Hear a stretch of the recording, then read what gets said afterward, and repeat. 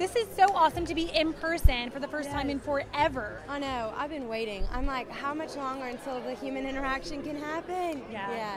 Now, Lauren, you're such an inspiration to so many people, but what encouragement do you want to send to young people today? It's a hard time to be a Christian. Yeah. You know, a young Christian, there's so many pressures. What encouragement do you have? Yeah.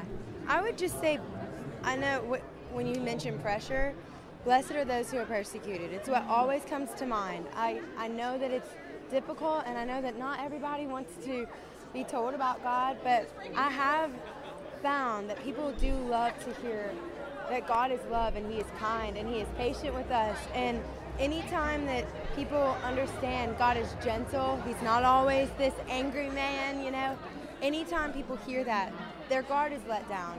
So it's a way to share the gospel. It's a way to tell others about Christ.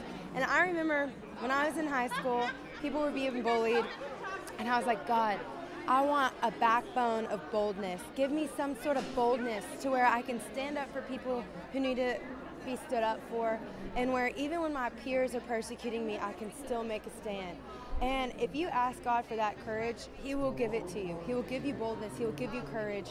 And just know you're not the only one doing it. It will feel like in the moment that you're the only one making a stand, but you're not the only one making a stand. There's others around you, and we've got your back. Now, there's so much going on in culture right now. What role do you see Christian music playing in the current cultural moment? I was actually talking to the Isaacs about this. We're in a dressing room right now, and they were talking about all the songs that have gotten them through, like in the 60s and the 70s, and these songs that really made a mark to encourage people, to remind them of what matters, to bring people together.